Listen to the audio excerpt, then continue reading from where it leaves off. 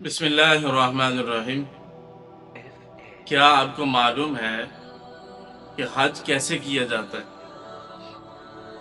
یعنی حج کا طریقہ کیا ہے؟ تو ہم آپ کے سامنے ایک آسان طریقہ آپ کے سامنے عرض کرنا چاہیں گے۔ آپ ویڈیو کو شروع سے آخر تک دیکھیے اور انشاءاللہ العزیز آپ کا حج کرنا آسان ہو جائے گا۔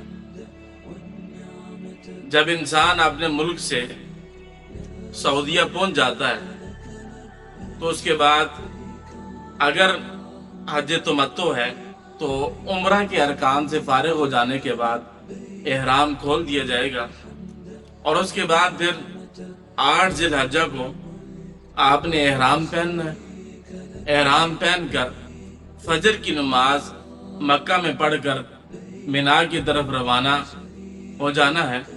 مینا میں پہنچ کر 5 نمازیں اپنے وقت پر ادا کرنی، اور پھر 9 ذی الحجہ کو فجر کی نماز مینا میں پڑھ کر مینا سے عرفات کی طرف روانہ ہو جانا ہے۔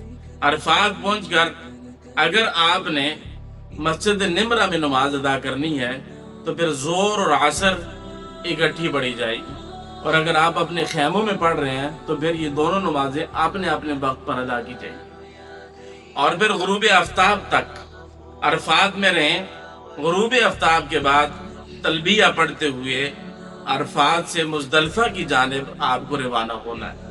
پھر مزدلفہ پہنچ کر مغرب اور عشاء کی نماز ایک ہی وقت میں ادا کرنی ہے اور رات مزدلفہ میں گزارنی ہے۔ پھر 10 ذی الحجہ کو فجر کی نماز مزدلفہ میں ادا کرنے کے بعد مینا کے لیے روانہ ہو جانا ہے۔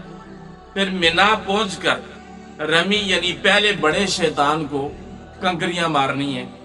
حج تمتع یا قران کرنے والا دم شکر یعنی حج کی قربانی کرے، اس کے بعد حلق یعنی سر منڈائے اور پھر احرام سے نکل جائے۔ یاد رکھیں کہ یہ تینوں کام، شیطان کو کنکریاں مارنا، قربانی کرنا، حلق کرنا، ترتیب کے ساتھ ان کو ادا کرنا واجب ہے، اور حلق کرانے کے بعد وہ تمام ممنوعات احرام حلال ہو جائیں گی، یعنی جو چیزیں احرام پہننے کی وجہ سے آپ پر حرام ہو چکی تھی وہ ساری کی ساری چیزیں آپ پر جو ہیں حلال ہو جائیں گی، سوائے بیوی کے۔ بیوی اب بھی آپ پر حلال نہیں ہوئی، بیوی طواف زیارت کے بعد حلال ہوگی۔ جب آپ طواف زیارت کر لیں گے اس کے بعد بیوی آپ کے لیے حلال ہو جائے گی۔ اس کے بعد طواف زیارت کریں، جو 10 ذی الحجہ یعنی 10 تاریخ کو کرنا افضل ہے، اور 12 تاریخ کے سورج کے غروب ہونے تک آپ اس کو کر سکتے ہیں۔ اگر طواف قدوم کے ساتھ سعی وغیرہ نہیں کی تھی تو پھر طواف زیارت کے ساتھ رمل بھی کریں، اور اگر احرام کی چادریں اتار لی ہیں تو استباح بھی نہ کریں، ورنہ استباح کریں۔ اب طواف زیارت کے بعد آپ کی بیوی بھی آپ کے لیے حلال ہو جائے گی۔ اس کے بعد مینا میں قیام کریں۔ 11 تاریخ کو زوال کے بعد 3 جمرات کی رمی کریں۔